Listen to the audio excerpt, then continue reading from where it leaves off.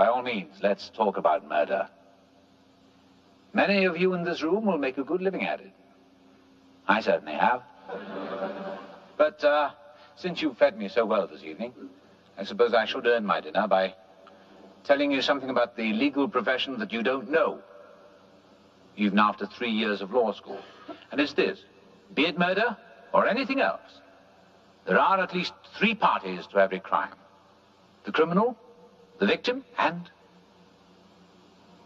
the attorney. Which means, human nature being what it is, that you can all look forward to a lifetime of gainful employment.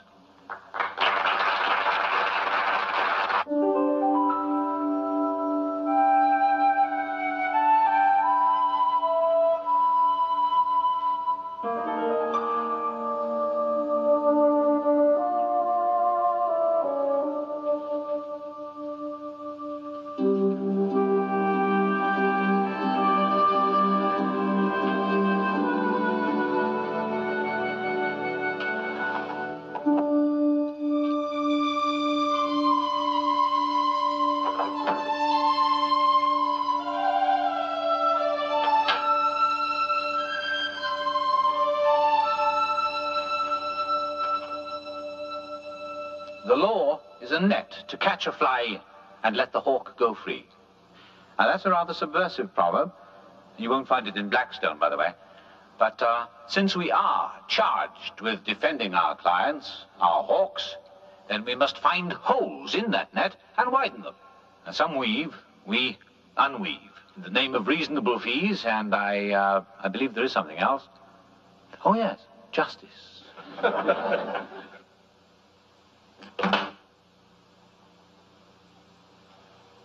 So, in closing, let me give you 2 final pieces of advice. Just remember to have the right father or the right wife. Both can come in very handy in the years ahead. Anyway, thank you all very much, and good luck to you all. Thank you.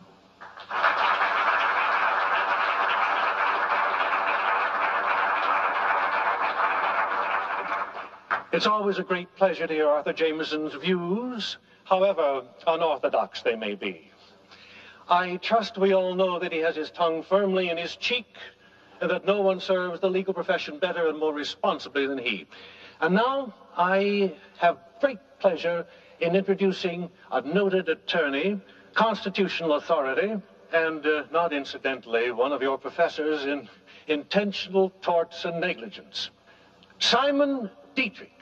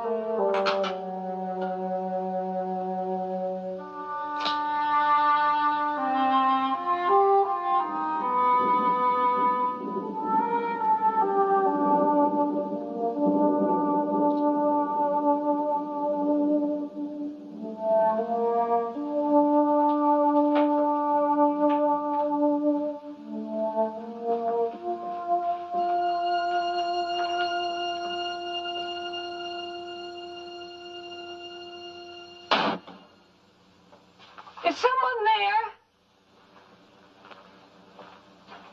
Arthur, is that you?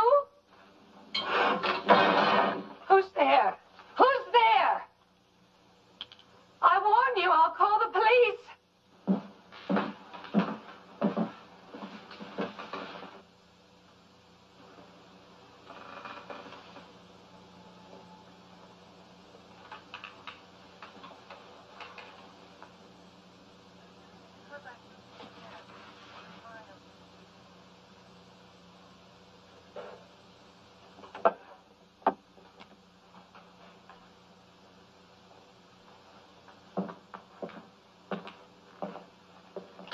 Arthur.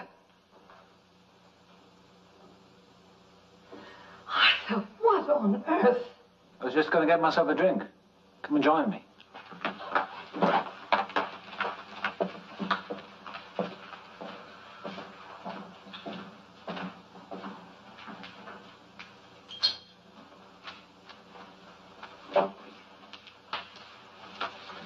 You almost gave me a heart attack. I thought we were being robbed. Wrong term, darling. Not robbed, burgled. Robbery involves the threat of force or violence. There's a hair trigger on that, by the way, so unless you want to shoot me, I keep it pointed at the floor if I were you. Thank you. You're home early. I thought you'd be there till after midnight. Maybe you're looking at a mirage. What? There was an interesting trial last year in Florida where the entire defense rested on the worst alibi I've ever heard. Thank you. A man went to a country club dance, ducked out, murdered his business partner across town, and then went back to the dance again. Amazing thing was that no one noticed he was gone, not even his wife.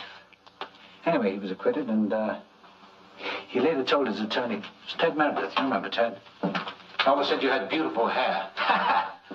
Anyway, he told Ted that he was away for 2 hours. Isn't that incredible? Arthur, what are you talking about? You're not making any sense. And I thought I was. Sorry. Oh, Lord. Problem? I just called the police. I'd better get them before they... What is this? Clear evidence of a crime, but not quite enough yet. Don't touch that! Why not? Because it's a Jimmy. And there's no reason for your fingerprints to be on it. What? Let me see.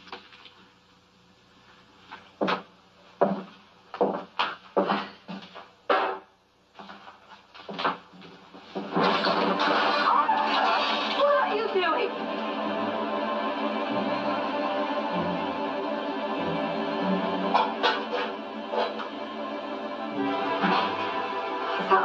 Are you out of your mind?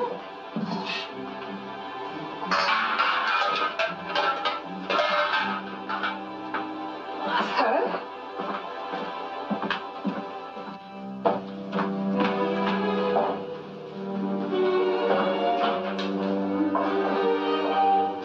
Arthur, this is absurd. Will you please tell me what you're doing?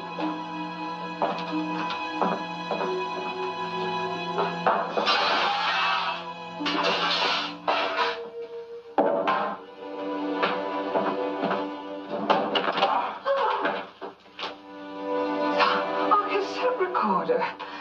Oh, stop it! How does it look? Convincing? What in heaven's name? I know. I owe you an explanation. What is presumed to have happened here tonight is someone broke in, the door's been jimmied, and started taking our takeables. You heard a noise and called the police. I believe your phrase was, someone's downstairs, a prowler. How did you know that? You took the gun from our nightstand drawer and came down here to investigate. The thief saw you, panicked, and there was a struggle. Then, unfortunately, Arthur. he shot you. For God's sake.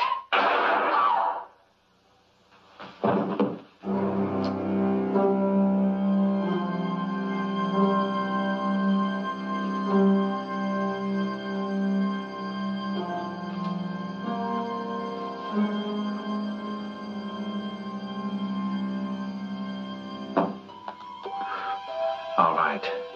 The gun has a rubberized grip. It won't take legible prints, so that's covered. My cigar. I could have smoked it before I went out. My umbrella, I'll take that with me. Obviously, I'll have to accelerate things. The police take an average of 12 minutes to respond to a crime in progress call, and I've been here much too long. I have to cut it in half. Anything else? My drink. He was there, Your Honor. The police found the glass, and the ice wasn't even melted yet. Idiot.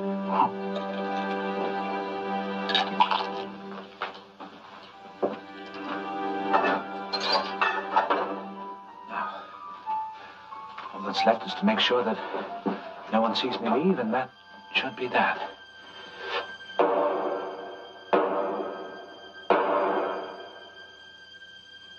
I swear to tell the truth, the whole truth, and nothing but the truth, so help me God.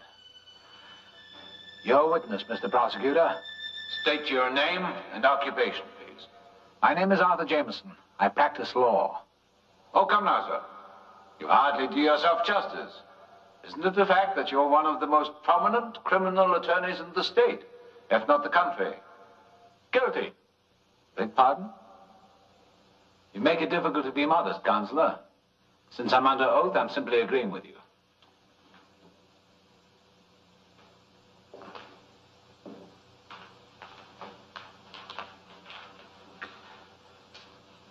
Mr. Jameson, would you be good enough to tell the jury of the events of the night of June 15th?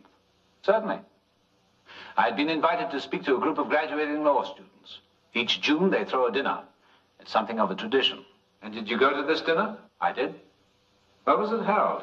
The students took a banquet room at a local hotel. How was your wife when you left her? I'm not sure I understand. Are you asking me about her mood, her character? I was referring to her physical state. And I suggest you say so. Your function is to clarify, not obscure. Mr. Jameson, with all due respect, I would appreciate a less patronizing attitude. And I would appreciate, with all due respect, questions of a more pertinent nature. I will certainly try to do better, sir. As for your wife, as for my wife, in answer to what I think you're asking me, her physical state was one of being alive. Go on. I drove to the hotel. We all sat down to dinner at 8. At 10, I made some brief remarks, and I was followed by the other guest. When did the evening end? I hate to keep harping on the time. Perfectly understandable. I'd say 11:15. Then some of us went into the hotel bar for a nightcap. We've heard testimony that your wife called the police at 10:40. She reported a prowler in the house. When they arrived on the scene, they found that she had been... Forgive me, Mr. Jameson. I know this is difficult for you. They found she had been shot and killed. Yes. According to their report, you came home at 12:06. 12:06. That's right. Most people would have said around midnight. You don't have most people on the stand, Counselor. Yes, sir, I'm very aware of that. In any event, when you were told what had happened, you reacted with shock and outrage. You must have loved her very much. Yes, I did. Of course. And that's why I'm puzzled. That in the weeks before her death, she told a number of her friends that she wanted a divorce. She also said she had assured herself of an enormous settlement. What does that suggest to you? It suggests that we had one of our rare fights and she overreacted. Yes, but this enormous settlement.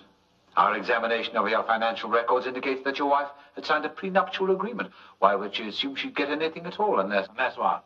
Unless, just as an example, she had reason to believe she had certain leverage. Objection, Your Honor. Clearly immaterial. Isn't it a fact that the bar associations of 3 states have questioned the conduct of some of your recent cases and that there have been rumors of sharp practices? Objection. Strike that from the record. I cite the prosecutor for sharp practices of his own. But if these rumors about your professional integrity were true, and if your wife was somehow in possession of damaging information, the objection has been sustained, Counselor. So it has. Withdraw the question. Would I be correct in assuming that you were happily married? You would. I'm sure we all envy you. And by the way, and no doubt off the subject, shortly before she died, your wife was seen to have a bruise, actually more like a cut, high on her cheek, near her left eye. The eye itself was blackened. Have you any idea how this happened?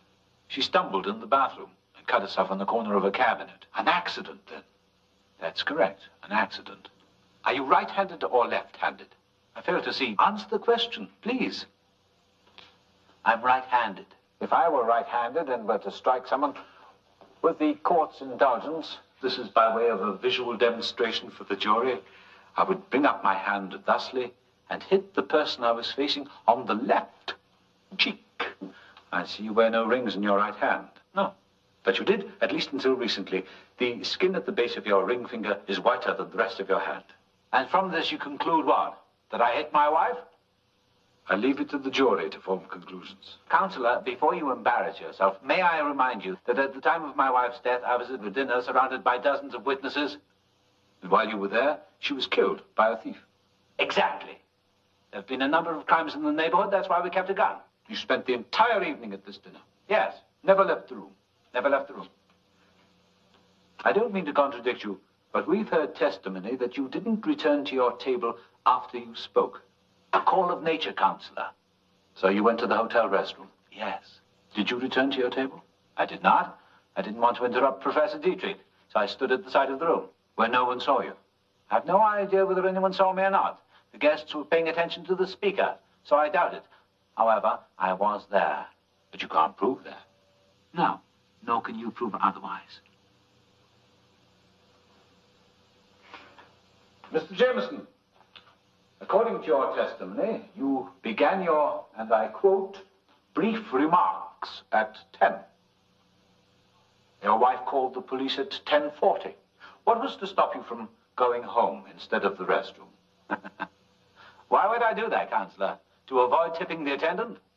The hotel is no more than a few miles from your house, a drive of perhaps 15 minutes at most. You're an encyclopedia of extraneous information. I wouldn't dare to be extraneous, sir. Not after your lecture on pertinence. So, let us assume that you did leave the hotel. That is a dangerous assumption. Dangerous for who, Mr. Jameson? Your wife? Objection. 15 minutes to drive to your house. 10 minutes to do whatever had to be done. Objection. Another 15 minutes back to the hotel. You would have been gone no more than 45 minutes. Your Honor, this is grandstanding. The prosecutor is accusing me of nothing more serious than the crime of convenient geography. Am I to be held responsible for the proximity of a hotel to my home? Yes, sir, you are. A young man named Bill Keith was the banquet chairman, and he is prepared to testify that you suggested the location for the dinner. He will also tell us that your acceptance was conditional upon the availability of nearby accommodations. Not very clever of me. Ladies and gentlemen of the jury, the elements of a crime are means, motive, and opportunity. And if you consider Arthur Jameson in this light, you will see that he had the means, a burglary that never took place. He had the motive, his wife wanted a divorce and was demanding a large financial settlement, and he had the opportunity, a dinner near his home that was intended to serve as an alibi, but it is a phantom alibi. And the so-called burglary outrages logic in every way. Here is a terrified woman who calls the police and reports an intruder. Does she then lock herself in her room and wait for them to arrive? No. Instead, she makes a totally irrational trip downstairs to confront the thief. Irrational, that is, unless there was no thief, and she knew the intruder. All right, it won't work. I'll have to do it another way. Absolutely. I have to plug up some of the holes. The killer in the bedroom. The alibi, very weak. It's an unacceptable risk. You'll have to come up with something better reasonably soon. I beg your pardon? What? Were you speaking to me? No. I was just clearing my throat. Oh, sorry. Ladies and gentlemen, the captain has just turned on the no smoking sign. Would you please extinguish all cigarettes and make sure your seats are in an upright position in preparation for our landing in San Francisco?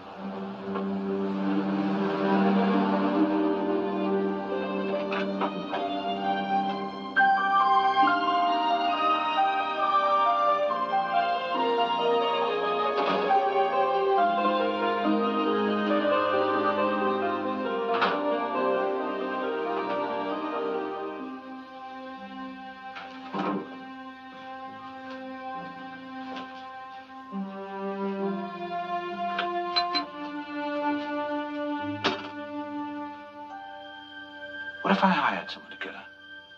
Advantage, I could be 1,000 miles away when she dies. Disadvantage. You'd be trading one albatross for another. Exit wife, enter hitman. No, it has to be done without an accomplice. Yeah.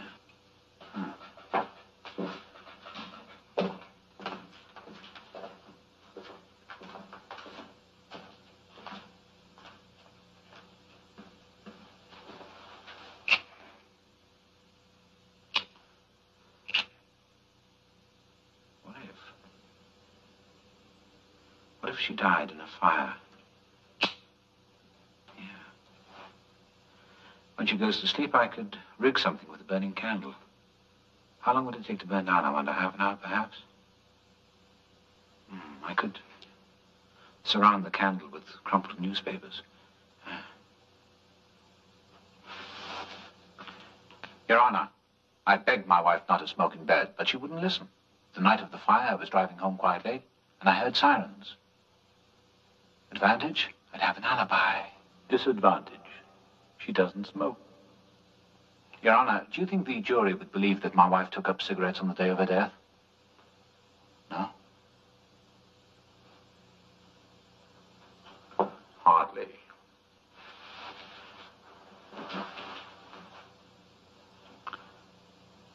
Scratch the fire.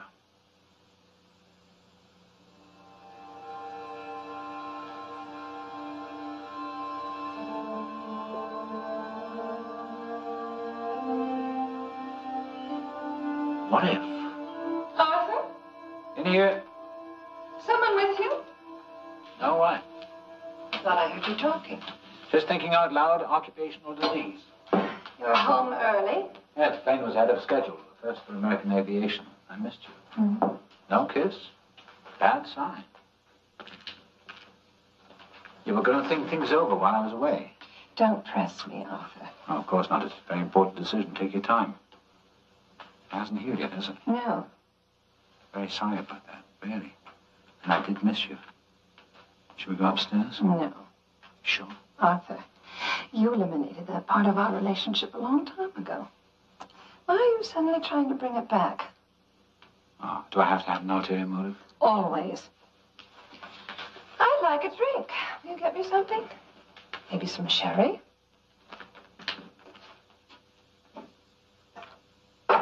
How was Houston? Pretty much as expected. 2 weeks of bourbon, boredom, and barbecue. Are you going to take the case? I don't know. It's a complicated defense. And I'm not impressed by the home team. Still, considering the fee involved, I don't suppose I can turn it down.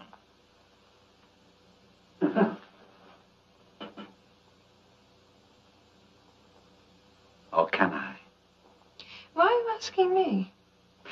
Because you, my dearest one, have a consuming interest in my finances, which are not what they should be at the moment. I find it difficult to believe that you can't come up with a settlement. Oh, I can, but not now. You'll get your money. You'll just have to wait for it. Why do I get the impression you're stalling me? Darling, when you blackmail someone, first make sure he's liquid. This isn't blackmail. Did I say blackmail? Sorry, slip of the tongue. All I want is reasonable maintenance. Yeah, and this place, and the weekend house. I'm accustomed to a certain way of life. That's the one thing you've given me. I want it to continue. And in a few years from now, what then? Will you come back and gouge me for more? No. Do I have your word on that? A woman has spent the past 6 months listening on my phone calls, checking my mail, and dropping by the office so she could read what was on my desk. It was necessary. Why, you knew I'd give you a divorce. Oh, no question. But what kind of a divorce, Arthur? You had me sign a prenuptial agreement when we were married. I wouldn't get anything, not even the car. I had to protect myself. So you rooted around and dredged up some old rumors. Rumors? Tell me something, Arthur. What is the penalty for the misappropriation of a client's trust fund? That's grand theft, isn't it? Or the passing of information to a juror? Whatever you have on me, my dearest, or think you have, is nothing but conjecture. If you went to the district attorney or the state bar... They would welcome me with open arms. You're not exactly popular in legal circles, Arthur. But let's change the subject, shall we? The last time we had this conversation, you hit me.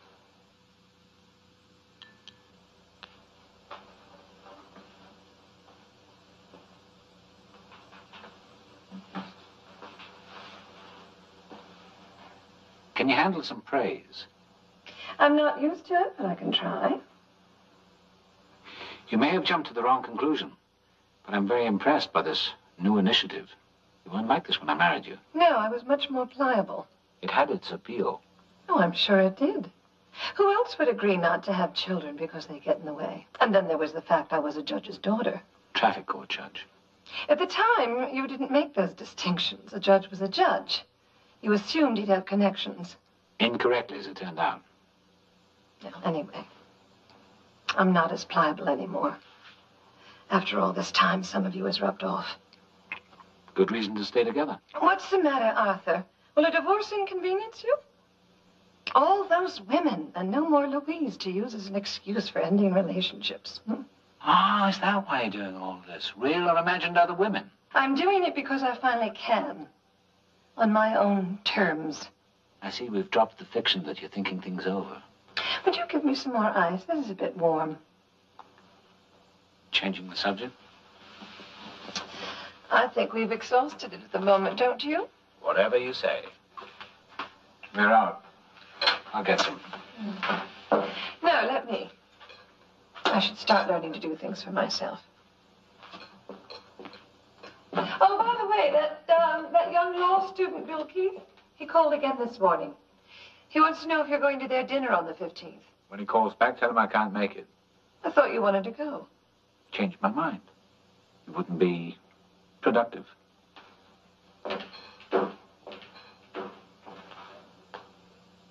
What if it wasn't murder? What if it was death by natural causes? Is that a viable approach? It depends. On what? On the circumstances. And your alibi. Why would I even need an alibi? Suppose I arrange some kind of accident. Why wouldn't they take it at face value? You know why. A domestic situation. And there is also the fact that you struck her, which can be construed as a clear indication of your intent to do her bodily harm. All very prejudicial. Damn it. It always comes back to an alibi. Alibi. From the Latin, meaning elsewhere. It's a lovely word, elsewhere. Wait a minute. Got something? Maybe.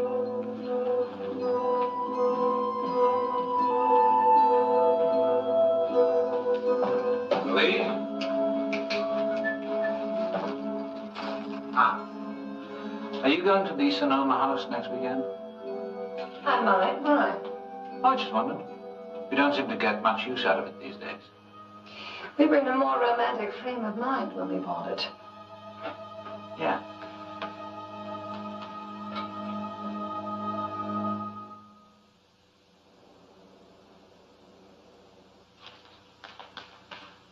Hey, what if, just for sake of argument, Louise drove up to the Sonoma House next Friday. I stay here, and that night, while I'm at a party or working with my staff, witnesses coming out of my ears, she dies. Oh. Accidental fall, concussion, broken neck, whatever. Murder by remote control. Yeah, why not? Your Honor, my wife and I had a house in the wine country. It was nothing elaborate. Just a place we used to go to for weekends, just to get away from the city. It's quite remote. Our nearest neighbors were about a mile or two away.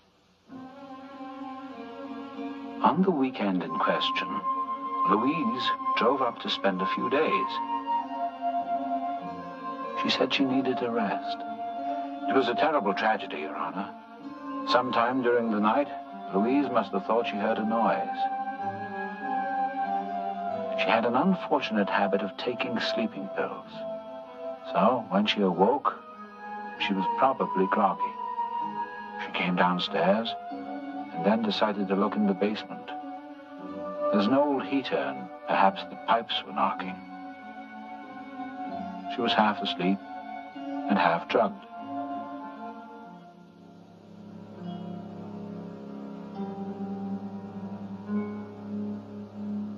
She obviously stumbled and fell. Who discovered the body? I did. I missed her, Your Honor. So I drove up the next evening. I wanted to surprise her, take her out to dinner.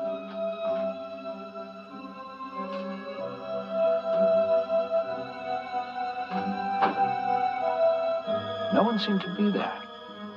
I called her name. Louise?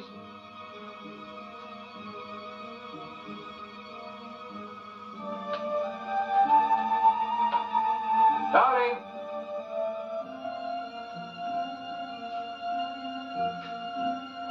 Then I saw the open cellar door.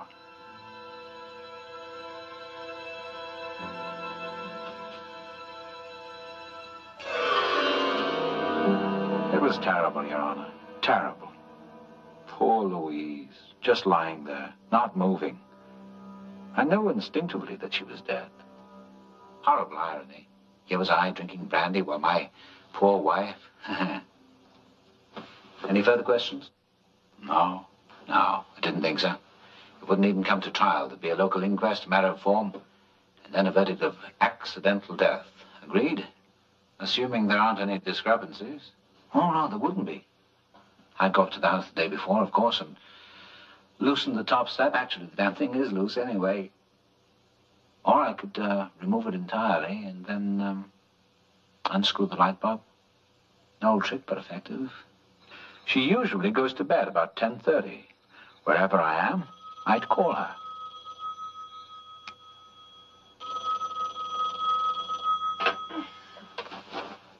Hello? Hello, it's me. Did I wake you? Sorry. That's all right. Listen, I'm out with a client, and I need some papers in that old file in the basement. Sorry about this. Would you mind getting them for me? I need them tonight. What? Which ones? Top drawer, first file. Thank you. Not very convincing. Doesn't have to be.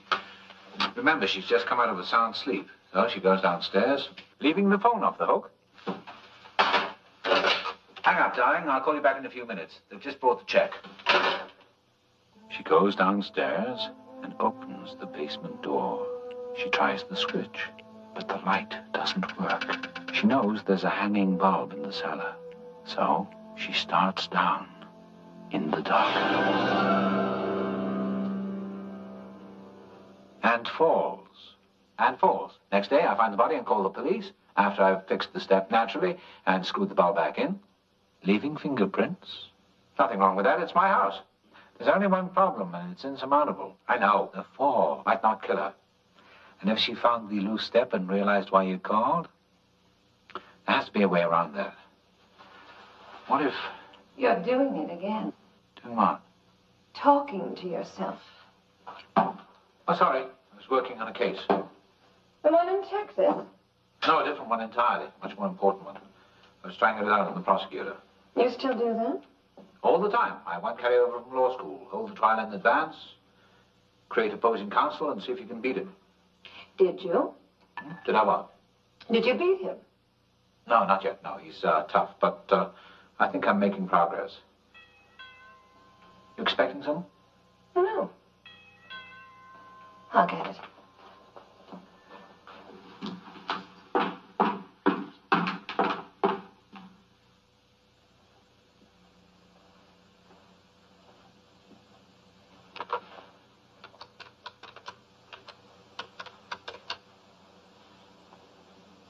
Japanese Gardens. This is Arthur Jameson. Yes, I'm fine, thank you. Really, it's perfectly all right. It's no trouble at all. This is really very nice of you. I mean, I feel... Listen, I'd like a corner table for 2 at 8 o'clock this evening. Thank you.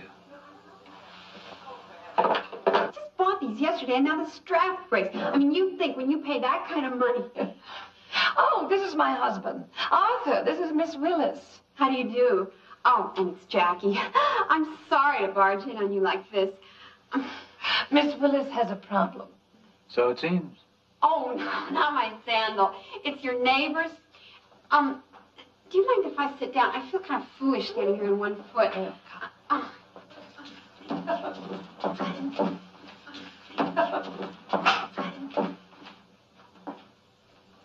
Oh, well, maybe I shouldn't get settled. I mean, I'm only going to stay a minute. You mentioned something about our neighbors. The Starks. The Starks are in Europe. I know. Maybe I'll just take the other one off. Is that all right? Of course. You you wouldn't happen to have a key to their front door, would you? I beg your pardon. Oh, I'm not going to rob them or anything. Vivian, Mrs. Stark is a friend of mine, and I'm just doing her a favor. I'm afraid I don't understand. Well, I'm supposed to water the plants. I mean, I don't do it professionally, but, yeah, I told them I'd come by once a week and help them out. They have all these ferns and things, and those little Japanese shrubs. The trouble is, I can't get in. Well, didn't they give you a key? That's the problem. I lost it. I know I had it this morning. I know I took it down from my bulletin board. I keep everything packed to the bulletin board in my kitchen. But when I got to the front door, it was missing. Anyway, that's why I came over. I thought maybe the Starks had given you an extra key. No, I'm afraid not. You know, we really don't know them very well. Have you tried their other neighbors? I rang the bell, but nobody answered. Oh, I'm sorry. I wish we could help you. Thanks anyway. It's not my day. Don't the Starks have a daughter? I don't know, do they? I seem to remember them giving me a number in case of an emergency. Maybe she has a key. Huh. Oh, does she live here in the city? Somewhere in North Beach. Louise, see if the number's in my address book. It should be upstairs in the bedroom. I'll get Miss Willis, isn't it? A drink? Oh, I don't want to put you people in any more trouble. No. Not at all. Let's see if we have it. Oh, I really appreciate this. I'd hate the Starks to come home to a house full of dead plants.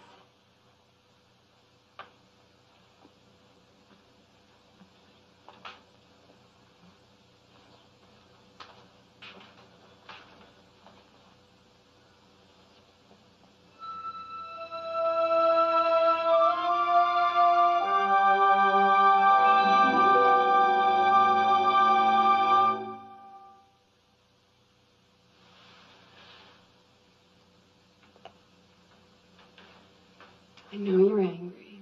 You must be out of your mind coming over here like this. I should throw you out of the window. I was worried. I kept calling that hotel in Houston, but they wouldn't put me through. I told you I'd be busy. I thought something had happened. I didn't hear from you for a week. Then you wouldn't let me meet your plane. Don't you ever listen? I said I'd call you when I got back. I'm sorry. How the hell did you know about the Starks? From you. Don't you remember? We were having drinks at that place near your office, and they walked in, and you kind of hunched down in your seat. Anyway, you told me they lived next door and that they were leaving for Europe. Huh. Well, I had to say something. I mean, I was hoping your wife wouldn't be home, but when she opened the door... You weren't hoping she wouldn't be home. You just wanted to see what she looked like. That's why you came here. That's not true. Honestly. I mean, I'm curious about her, sure. But the real reason is I was worried. I had this weird feeling. Well, I did. Jackie, I was in Texas. In spite of what you may have heard, it is not a foreign country. Yeah? I can't find your address book. Try the front bedroom near the telephone. All right.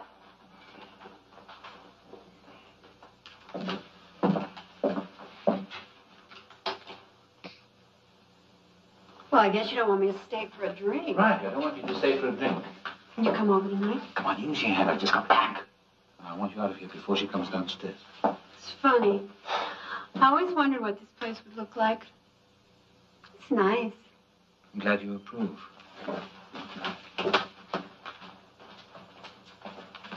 Hey, wait. What?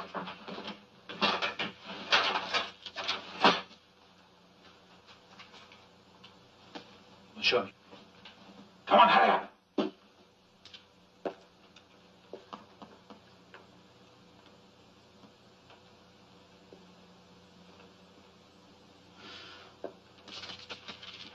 It's not even close. It's hard. You were supposed to practice. You had 2 weeks. Well, I'll get better. I've done some good ones. That is. Now how important it is. Well, I guess I better go. Will you call me? Yes. Oops.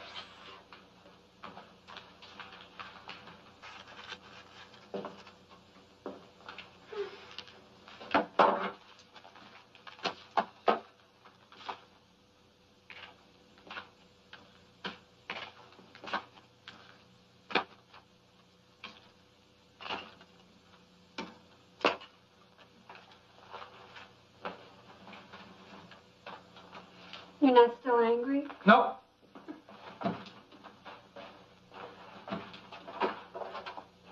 Where did Miss Willis go? Homeward bound. She suddenly remembered where she got the key and went hopping away on Montfort. Oh, well, it's just as well. The number wasn't in your phone book. No, it's probably still at the office. Strange sort of a person to be a friend of my Starks. Where was it, by the way? What was one? Key. Oh, she didn't say. Probably still on the bulletin board under recipe for meatloaf. Louise, what time is it? I don't remember if I reset my watch on the plane and Houston is 2 hours later. Well, it's almost 7:30, I think. I was about to make some dinner. Have you eaten? No, I'm not hungry. I suppose I should unpack. Why don't I make you some coffee? Fine.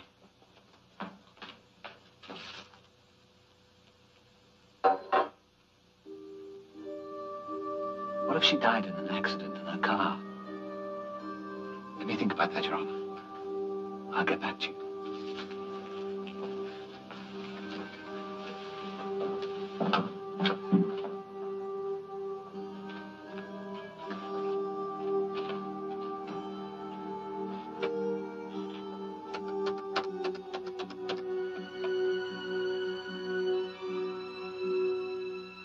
Hi, it's me. No, I just got in from the airport. Are you in sushi mood? Huh? All right, I'll meet you at the restaurant in half an hour. I love you too. Bye.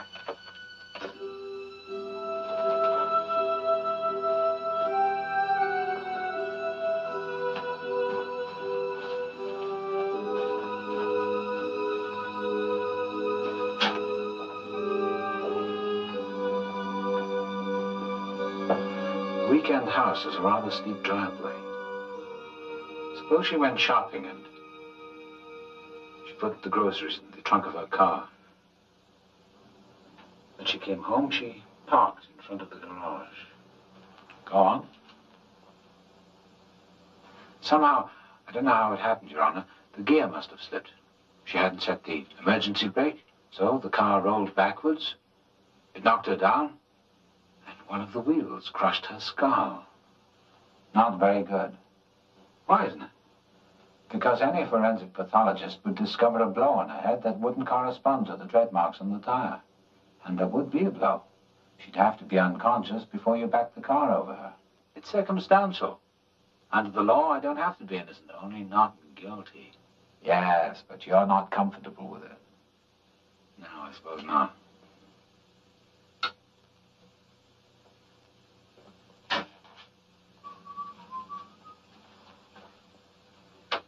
Here's your coffee, if you'd like anything else. Sorry, I just remembered I have to go out. Business meeting. At this hour? They're leaving town in the morning. It's inconvenient, but I don't have much of a choice. But you haven't even unpacked. I'll do it later. Well, at least have some coffee. No time. Don't wait up for me. I'm not sure when I'll be back. Ah, that sounds familiar. Better start encouraging me. I'm in business for the two of us now.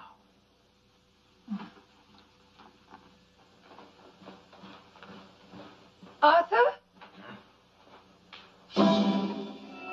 What the hell? Come back upstairs. Are you out of your mind? Do as I say.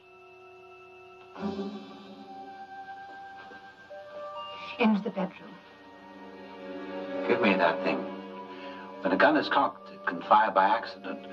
Why didn't you lower the muzzle, or at least aim to the side? Are you giving me instructions? I'm trying to avoid any miscalculations. You've never touched a gun in your life. I've been practicing. Oh? Into the bedroom.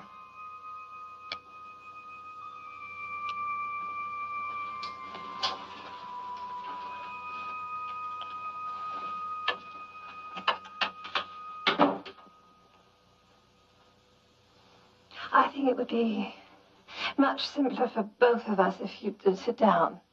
You're nervous. Obviously. And the question is, if I take a few steps toward you, would you pull the trigger? Yes. Then I suppose I should sit down. Better? Much better. Now, at some point, I'd like to know what the hell is going on here. Have you found a way yet Way? to kill me? Or is it still on the drawing board? So that's what this is all about. A misplaced notion of self-defense.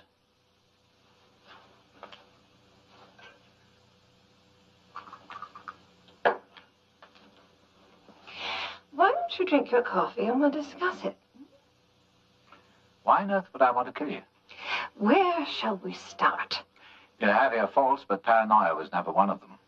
Maybe you should let me recommend a good psychiatrist. It's getting cold.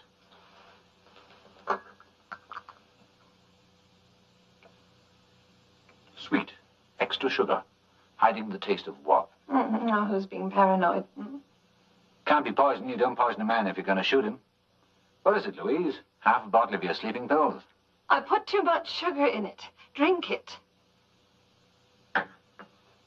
Sorry. Arthur, I'm warning you. Damn it! Be careful with that thing. Jackie!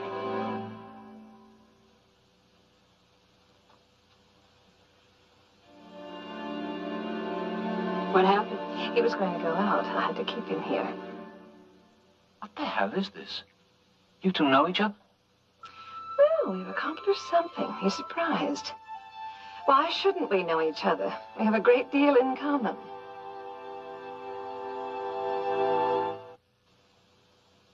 Jackie, what's this all about? Why are you here? Don't badger her, Arthur. This isn't a cross-examination. How much have you told her? Pretty much everything, I guess. And all very interesting. Do you still think I need a psychiatrist? Only if you believe her. Miss Willis has a few problems with the truth. I'm sure she told you an elaborate invention. Arthur, stop it. It won't work. No, I suppose not. Had to try, though. Well, aren't you going to enlighten me? About what? The why, the where, and the when.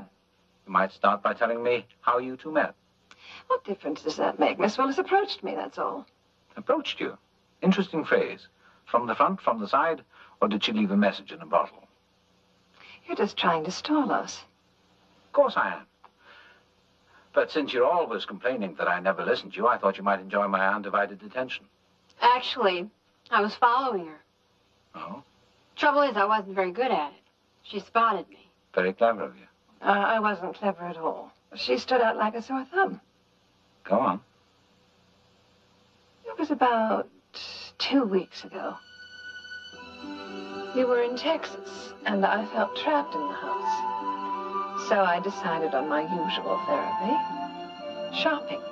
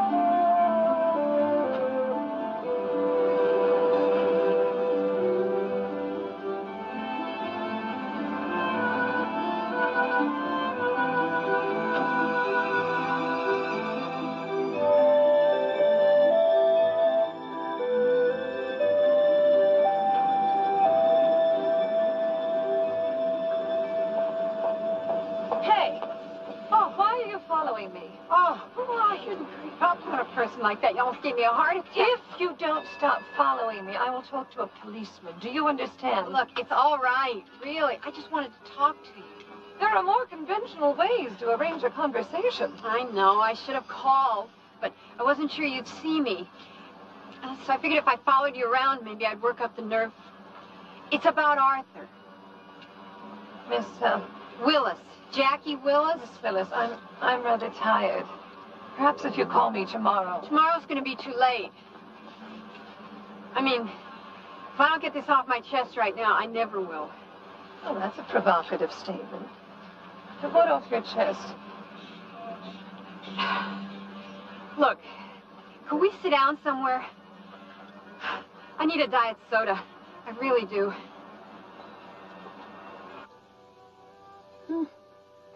Lucky they invented this stuff. If I drank the regular, I'd blow up like a balloon. You seem to have it under control. I've been jogging a lot. Keeps me nice and firm, you know? Do you jog? No. That's right. You go to one of those exercise classes, right? Aerobics, isn't it? What? Yeah, I used to work in a gym. I mean, I was only secretary, but you pick up a lot just being there. How do you know I went to an exercise class? Arthur told me. I'll be right back.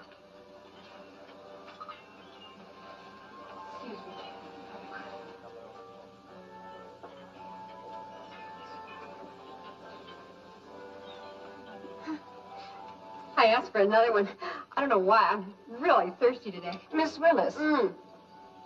Jackie. Miss Willis, you said you knew my husband. I assume that you're not a client. Oh, I couldn't afford him. Then suppose you tell me what this is all about. Well, it's kind of embarrassing. At least part of it is. I think once I get over that, I think you'll be very interested.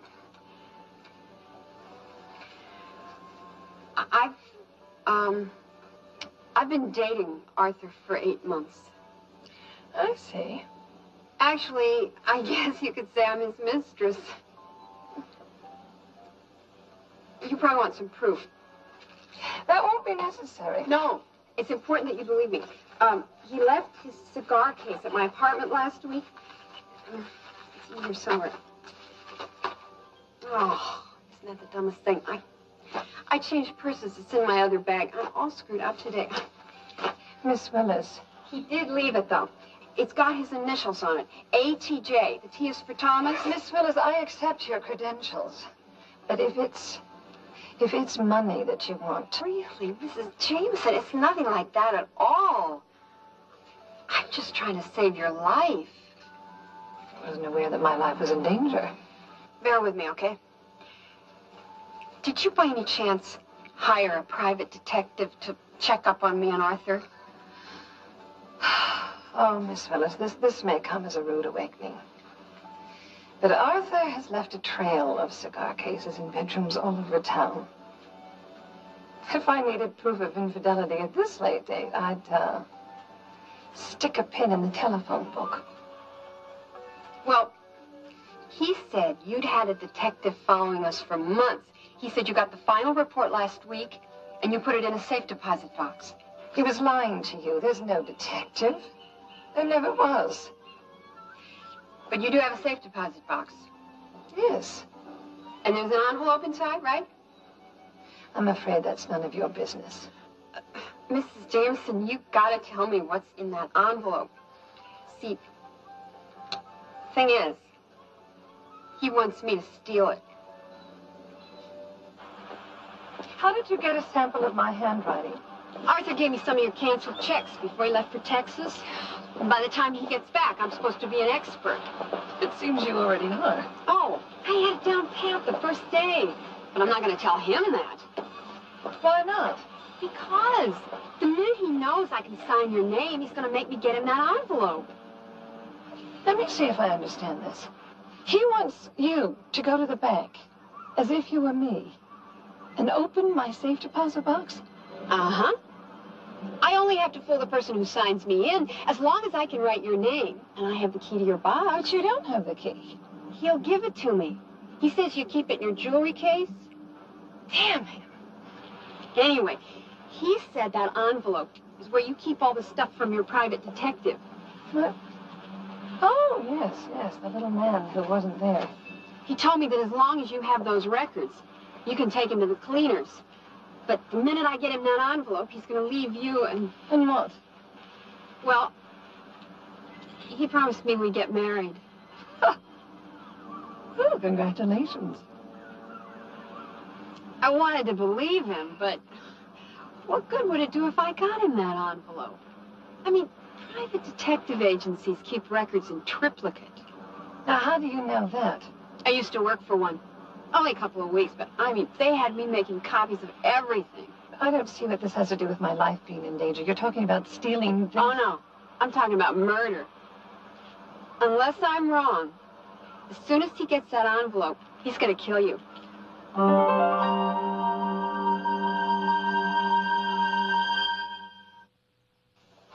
You wanted to know what was in the envelope? It was a letter to the district attorney. Isn't that weird? I thought it was something like that. Last week, I told Arthur I wanted a divorce and the terms of a settlement. He was amused until he found out how much I knew about the way he runs his business. What did he say? He didn't say anything. He just did this. He hit you? After that, I thought it was only wise to take precautions. So I wrote a letter to the district attorney, everything I knew. And I said that in the event of my death, they should assume that Arthur killed me to keep me quiet. Wow. I addressed the envelope to my lawyer, rented a safe deposit box. Then I told Arthur. So that was your ace in the hole, huh? Yes. In the event of my death, the box will be sealed and the letter sent to my lawyer. Only it's not much good if it isn't there. Well, if he gets it back, I can always write another one. Yeah, but then why steal it in the first place? Mrs. Jameson, face it. There's no reason to get rid of that letter unless he gets rid of you, too. I see your point. See, the more I thought about it, the more it worried me. That's why I followed you. I mean, maybe I shouldn't have. No, it's good that you did. I'm very grateful. Well, at least you have some time. He still has to figure out a way to kill you. And that's not going to be easy. I mean, he's the first person they'd suspect. I have every confidence in him. He'll come up with something. There is a way to stop him.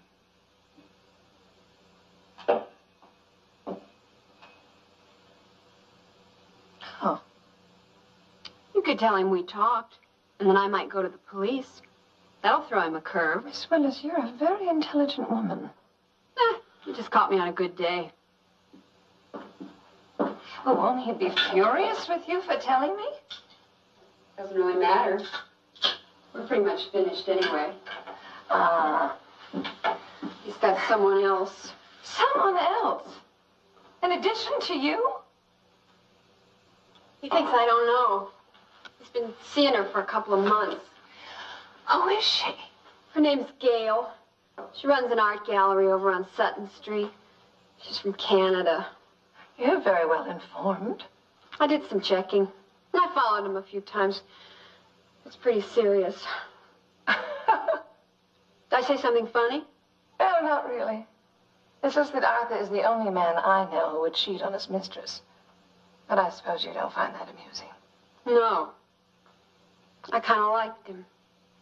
They all do. Just as a matter of curiosity, where did you two meet? At his office.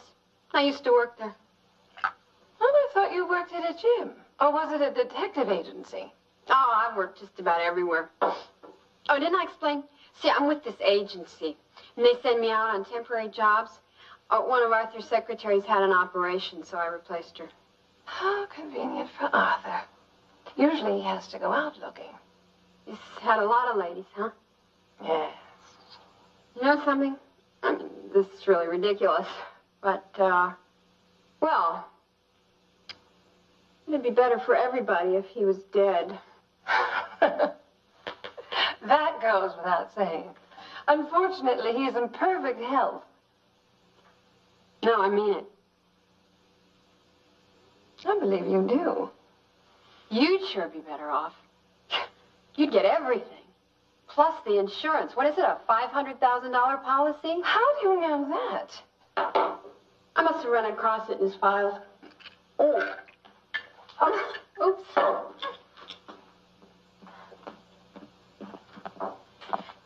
Miss Willis, I'm not sure what you're suggesting. Am I suggesting something? Let me do that. But Arthur is very much alive, and if he does die, he better do it at home with a doctor at his bedside. Why? Well, because, as you so carefully pointed out, I have the most to gain by his dying. Well, I guess you'd need an alibi. At the very least. Suppose I could give you one. And suppose I could tell you how to do it. Do what? What we're talking about. Kill Arthur.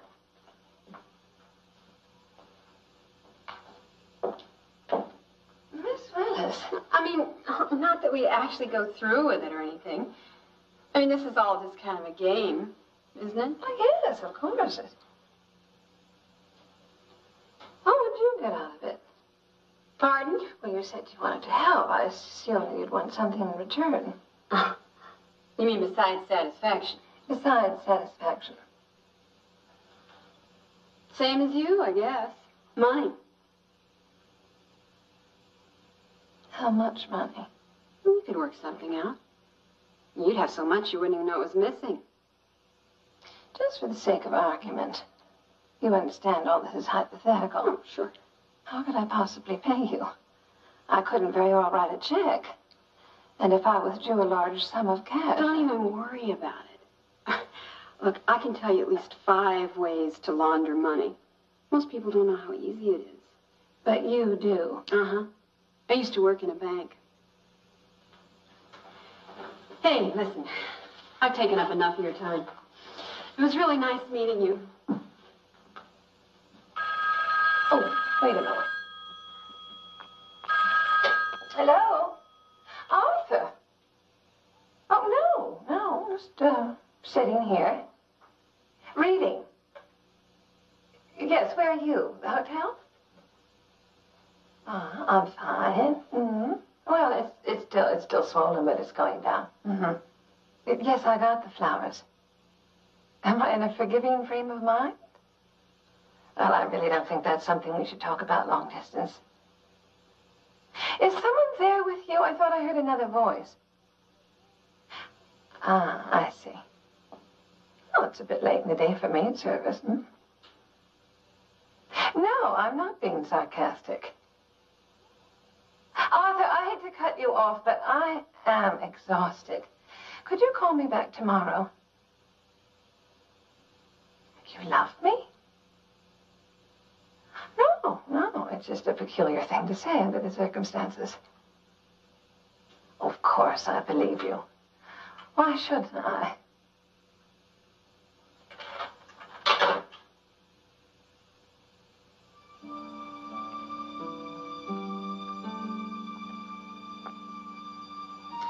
Sit down, Miss Willis. Please. We talked until midnight. It was a very useful conversation. No doubt. All right. Let's see what we have here. Wife, mistress, and a loaded gun. Not to mention a loaded cup of coffee. It's absolutely incredible. I come home from a business trip and the women in my life are planning to kill me. It boggles the mind.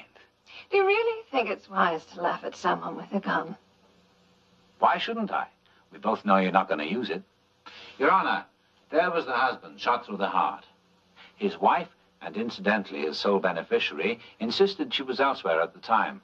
Unfortunately, when the police gave her a standard neutron activation test, they found clear traces of barium and antimony on her right hand, proving conclusively that she had fired a weapon. There's a pair of rubber gloves in the kitchen. Under the sink near the liquid detergent. Well, until you're wearing that glove, wouldn't you say you were vulnerable? Arthur, I'm perfectly willing to shoot you. And I'll take my chances with the police. Is that clear? Very clear. May the condemned man have a drink, or do I have to die in the bedroom? No. We can go downstairs. But be very careful. Take your coffee.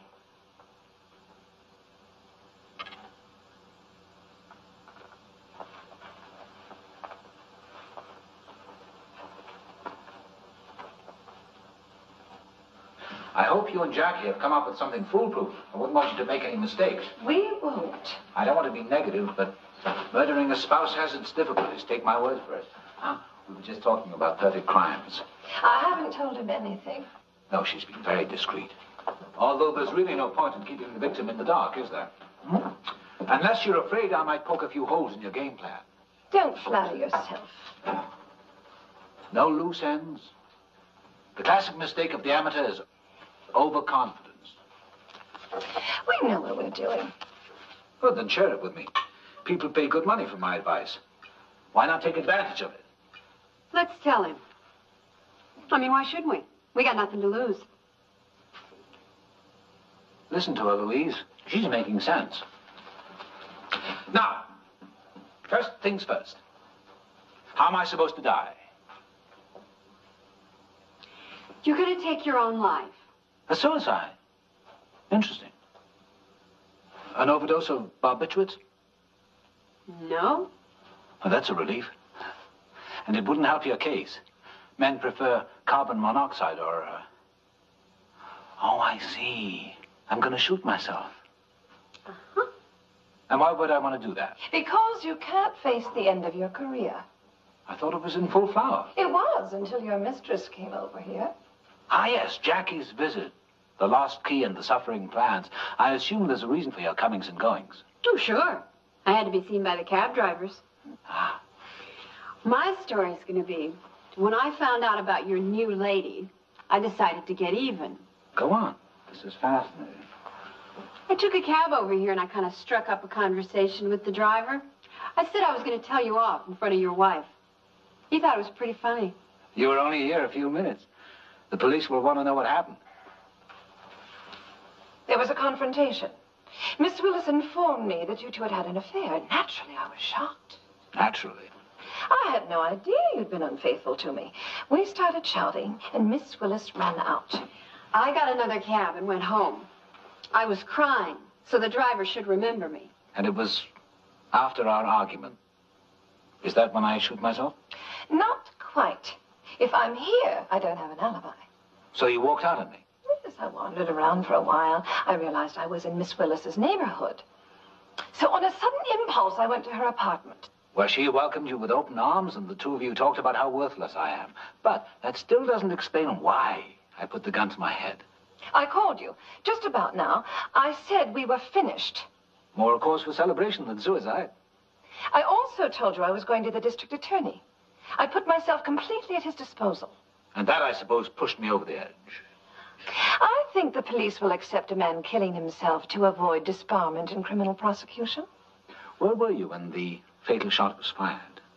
I was with Miss Willis. We were together till late tonight. But you could have killed me before you went to her apartment. But I didn't. She'll swear she heard me talking to you on the phone. You were very much alive. You were pleading, and your voice was quite loud. I hope you're being well paid, Jackie. Accessory to murder, what's the going rate these days? It's enough. How do you know you'll get your money? Once I'm dead, Louise might not want to spread it around. I trust her. A sisterhood, that's very touching. Which one of you came up with this airtight plan, by the way? Or was it a joint effort? Jackie did. Really? I never knew you had such a lethal imagination. We're wasting time. On the contrary, it's time well spent. Because I recommend that you cut your losses and settle out of court. If this case ever came to trial, I don't think even I could get you off. It won't come to trial. Oh, but it will, and any halfway decent prosecutor would tear you apart in 5 minutes. That's ridiculous. What are you doing?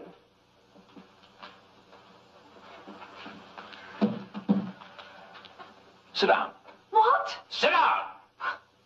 If you want to see the epic nature of your miscalculations, you'll do as I say. And keep that pointed away from my midsection, because the more you hear, the less likely you'll be to shoot.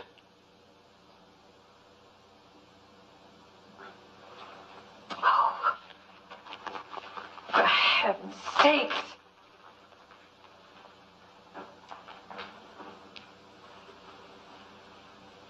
Thank you.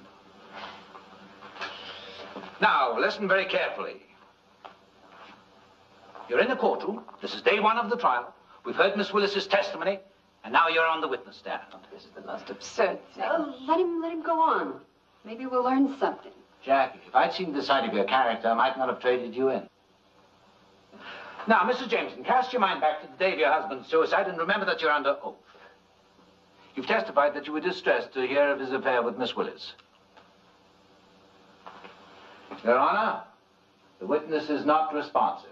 Oh, all right. Yes, I was. Is that what you want? Darling, you're not playing the game. Never mind what I want. Just tell the truth. Were you or were you not upset at the news of your husband's infidelity? I was. But we've heard testimony from several of your close friends that you've known of his philanderings for years.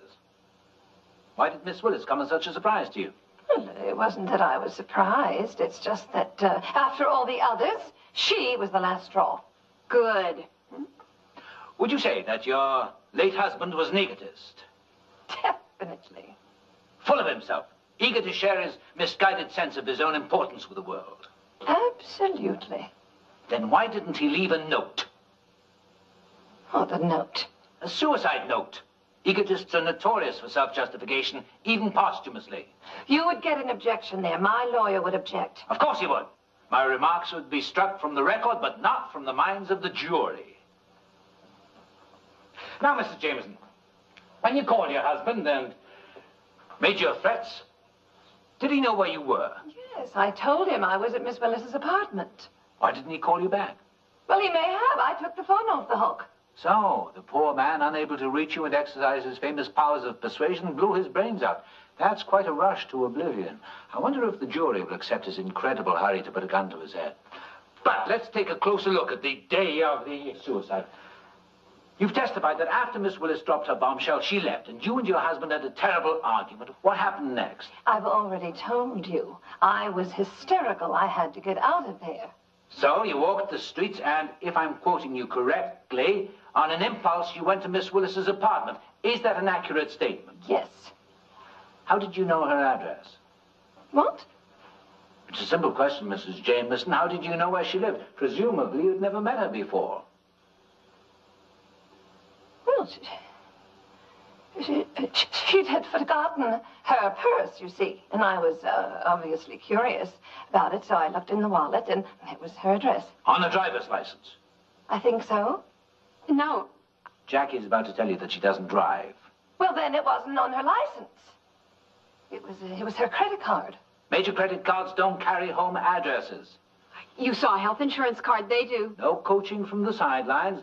Miss Willis has testified that she took a taxi back to her apartment. Then I'm sure that's the truth. Tell me something. How did she pay for the cab? With money. But you said she left a purse behind. Now, unless she carries money in her broken sandal, how did she pay for the taxi? And since her door key was obviously in her purse, how did she get into her apartment? Well, maybe I didn't see the address in her purse. The phone book. Looking up numbers in the midst of your hysteria, I suggest you didn't see her address at all. I suggest you knew it to begin with. No. I further suggest that the two of you murdered your husband. He wasn't murdered. He committed suicide. Because of your phone call? Yes, because of my phone call. But that's impossible. How could he take a call if he wasn't home? He was home.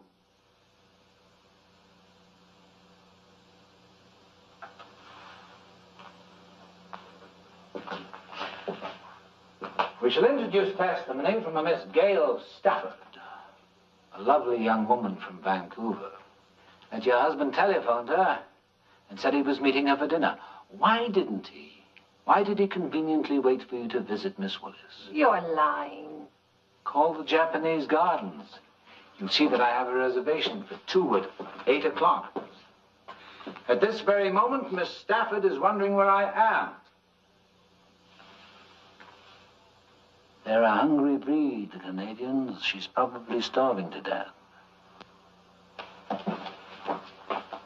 What'll we do? Shall we call the restaurant? Is the witness dismissing herself? I haven't even started. You told me this would work. How did I know he was going out? Don't squabble, ladies, and be grateful for that. It saved your skins. What do you mean?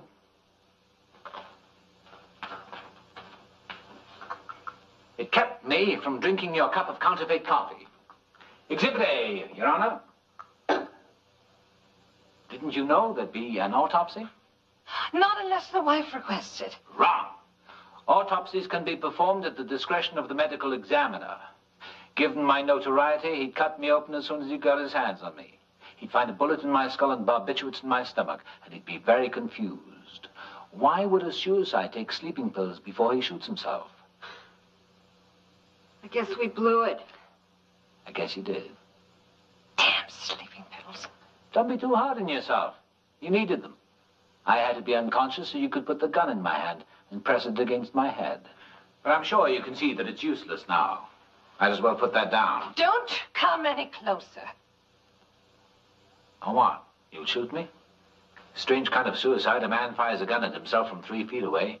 If you take one more step. Put it down, Louise. You've lost. No. Damn it, give it to me! Give me that thing.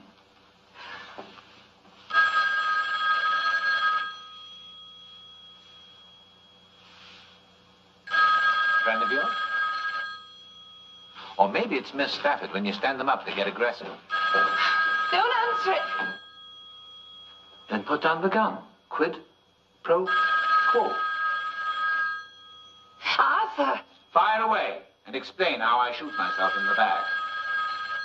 Mrs. Jameson, do what he says.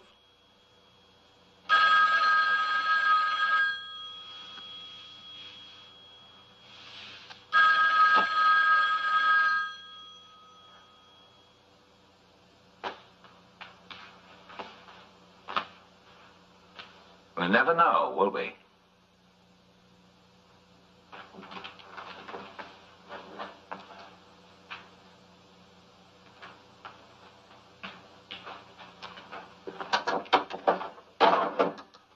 So, what happens now? I keep my dinner date, and since you two won't be needing each other any longer, I suggest you part company. Ah, it's not so bad. Maybe this didn't work out, but at least you didn't lose anything. Correction. She's lost everything. Tomorrow, I want you to get that letter from your safe deposit box. You bring it home, and I'll watch you burn it. Now, why would I do a foolish thing like that? For the same reason that you'll be flexible about a divorce. You'll have your freedom, with my blessings, but don't expect any fringe benefits. Get out of here, Arthur. Leave me alone. Jackie, would you take a look at the tape recorder? What? Look at it closely. Tell my wife what you see.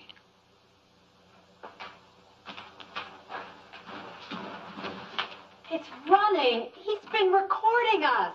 What? I turned it on when I went to get a drink. Unfortunately, I've lost Prokofiev 6, but I think it's a worthwhile trade. Turn it off. You're a little late, aren't you? The microphone is built in, so I'm sure it's picked up everything. Thank you. Exhibit B, Your Honor. Clear evidence of attempted murder. With an unforgiving judge, that's 9 years imprisonment. I'd say that cancels out your leverage. If you get the urge to go to the district attorney, just remember, I can play him your theme in variations on killing a husband. No, none of this is admissible in court. Sorry. A recording is admissible as long as one party to the conversation knows it's being made. In this case, me. I won't stand for this. I'm afraid you'll have to. Well, I'm late. If you'll both excuse me.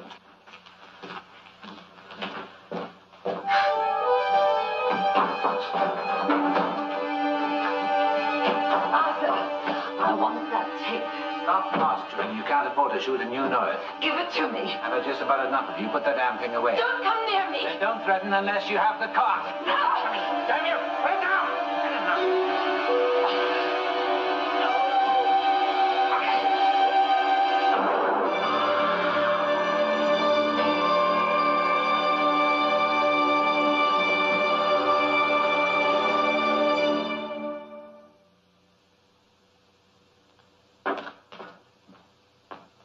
You killed her. It was an accident.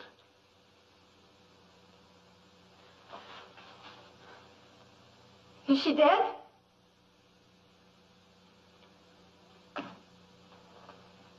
Oh, brother. Quiet, let me think. All right. I'm going to call the police, but first, I want to go over our story. What story? If you want a drink, you should have something to settle you down. I don't want a drink. What story? The trick is to keep it as close to the truth as possible. Sit down.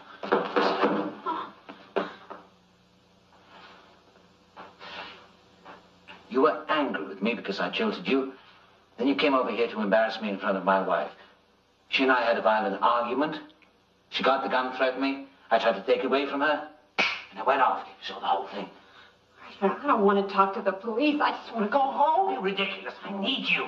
Can't make a case for self-defense without a witness. You don't need a witness. Just play him the tape. Tape is useless. What? There's nothing on this but surface noise. Hardly admissible evidence. The machine was running. Microphone was broken, but not recording. Never got around to having it fixed. You were bluffing. Of course I was bluffing. That's how I earn my living. I'm going to have to do a hell of a lot more than the next half hour. Arthur, you can call the police if you want to, but I'm not going to be here when they come. Haven't you been listening?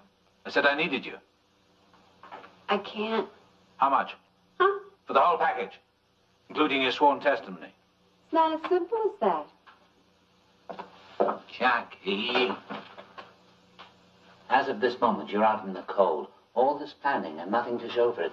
I'll give whatever Louise was paying. I can't. I'm sorry. I don't want to hear that you're sorry. I want to hear that you'll help me.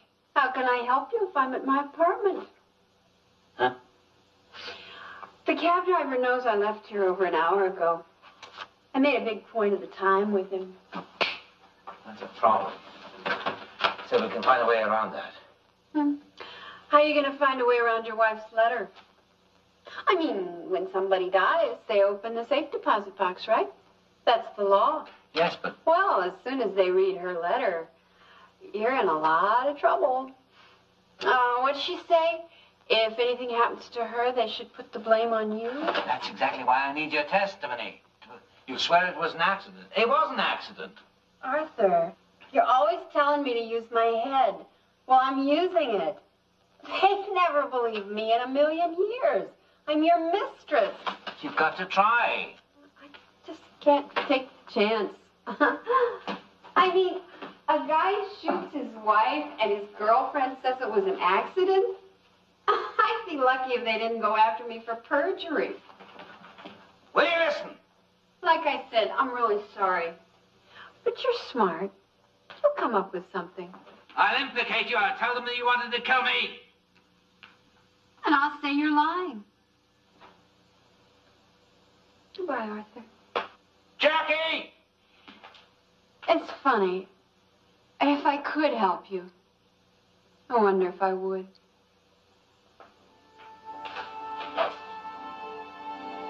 Ladies and gentlemen of the jury, there can be no reasonable doubt that Arthur Jameson did willfully and with premeditation murder his wife in cold blood.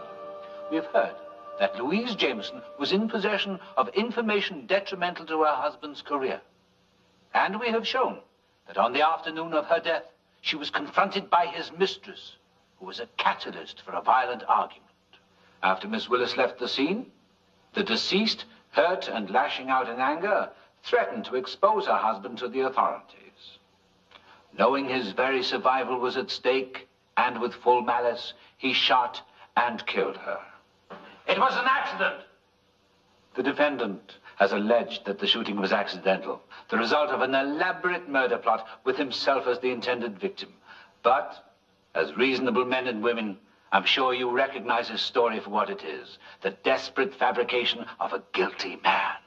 The police found sleeping pills in my coffee, put there by himself to substantiate his story. Why would I kill my wife? Why? If I knew she had incriminating evidence in her safe deposit box. We only have his word that he did know. She would have told me it was her protection. She rented the box the day before he went to Texas, and he killed her the day he got home. She never had the chance. It was self-defense. I have a witness. What witness, sir? She's denied it under oath.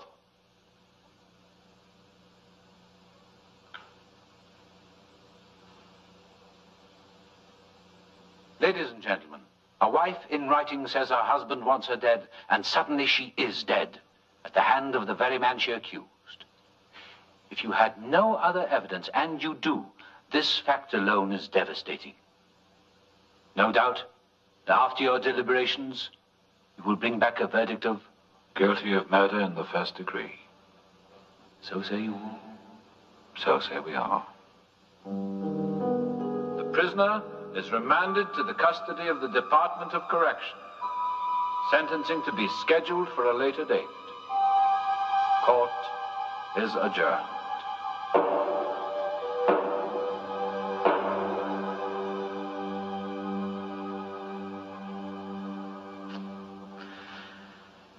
It would probably serve me right. Not that either one of them would seriously consider murdering me. Although Lord knows what would happen if they met each other. Half they knew about Gail.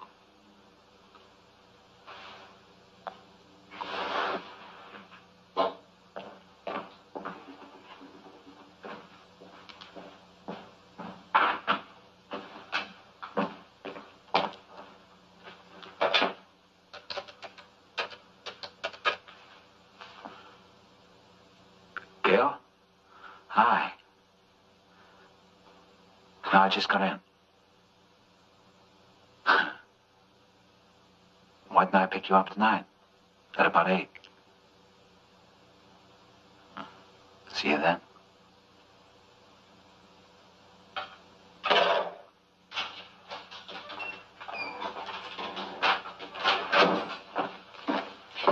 Arthur! Hello, darling. I didn't expect you for another hour. The plane was early. You look marvelous. You've changed your hair.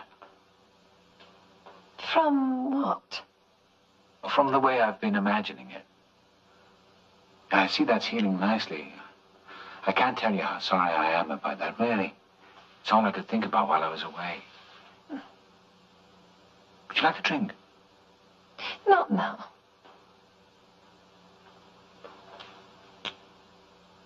I have to get something.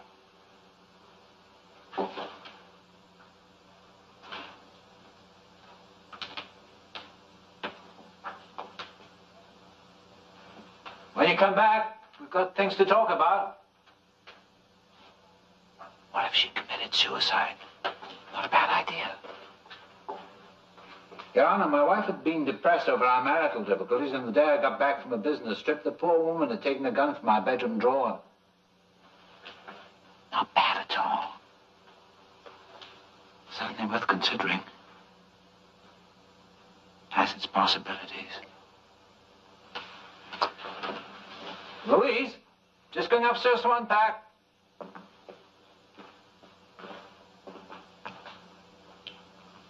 Problem, the same damn problem is that I have to be away from you when it happens. If I could...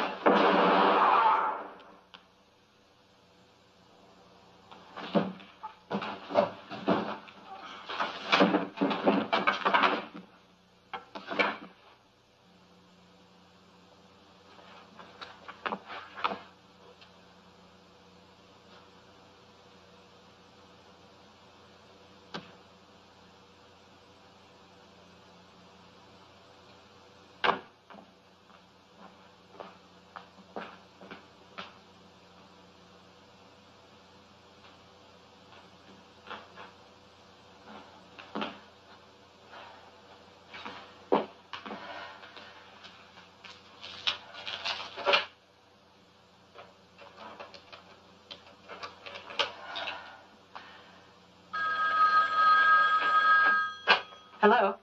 Miss Willis, it's done. Already? But His plane was early, and everything's fine. you sure?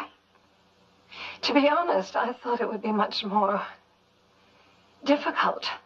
And he's really, Yes. I will finish up here and I'll be right over. Just remember the time. I have been with you for the past 2 hours.